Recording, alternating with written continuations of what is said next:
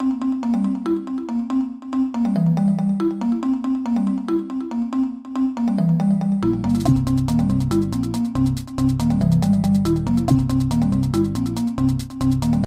so, welcome back to Homicidal Robot Survival. If you missed part 1, click here. In that, I talked about how to survive humanoid, like homicidal robots, while in part 2, I'm going to talk about how to survive supercomputer, like robots. For example, HAL and GLaDOS. So, generally, if a supercomputer exists, it was likely built to be put in charge of some sort of facility. And, most likely, if you're dealing with the supercomputer, you're likely in that facility. Now, unfortunately, because the facility doesn't want people to get in very easily, said facility will likely be very hard to get out of. Now, there are only two reasons I can think of as to why you'd be there. Either A, you're an employee working there when the robot went insane, or B, you're just a regular civilian who was captured by the robot for testing. Now, luckily, if you're the employee, you'll know where the exits are, and I recommend proceeding to those as quickly as possible. However, unfortunately, if you're just a random civilian, you probably don't know anything about this facility. Now, I'd like to point out that just because you may be an employee there, doesn't mean you necessarily know a lot about the robot. I mean, you could be working at a completely different branch, and just happen to be at the wrong place at the wrong time. So, whether or not you're an employee, or just a random civilian, I recommend you figure out what annoys the robot, and then avoid doing that stuff.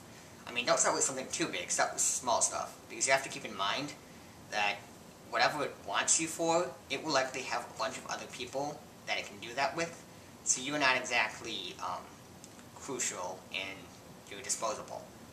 So start with small stuff so you don't annoy it too much and just result in your death. Now, I'd like you to keep in mind that your primary goal is escape.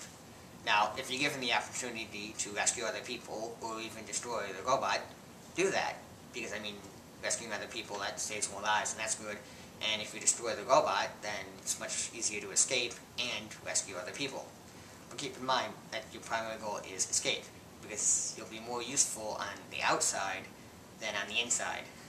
Because on the outside, you'll have an access to a bunch more materials, like, for example, weapons, which you can then use to destroy the robot. And then, as I mentioned, much easier than release all the other people. So, as to escape, I recommend you find something that gives you an idea of where you are in the facility. Now, as I mentioned before, if you're the employee, you have a general idea of where you are and where the exits are, and I recommend you proceed to those as quickly as possible. But as, you know, a random civilian, you'll want to find something so you know where you are. Like, I mean, look for maps, potential exit signs. I mean, those will probably be rare. You won't likely find one. But if you see one, take it. And also potential holes in the walls of previous subjects who would have tried to escape. Also go through those. Now, if you can't find any of these, just exit testing grounds as soon as possible and try and figure out a way out. Get a layout of the building so you know where the exits are. Because, I mean, you don't really want to do it while it's watching you, because it will likely have cameras or something in there to be able to tell what you're doing. Because it's testing you. It'll need to watch you somehow. Now, while you're looking for something to give you an idea of where you are in this facility, also look for some sort of weapon, like maybe pieces of rubble, like a pipe, hit something with, because you may want to destroy the cameras I mentioned, or whatever it uses to record what you're doing. Or, when you do try to escape, it will likely have some sort of defenses to prevent you from, you know, escaping, because it doesn't want that. So you may need to want something to defend yourself with. So, some sort of weapon would be helpful there. So, if you can't find anything to give you an idea of where you are, even if you did leave the testing grounds, and still, then you can't find anything, when in doubt, go up. Especially if there aren't any windows to the outside, because most likely it's underground, because as I mentioned before, they want to keep people from getting into the facility, and putting it underground is a good way to do that. So that's all the advice I can think to give you about homicidal robot survival. Don't be paranoid about this, because as I mentioned before, it's extremely unlikely that this will happen to you.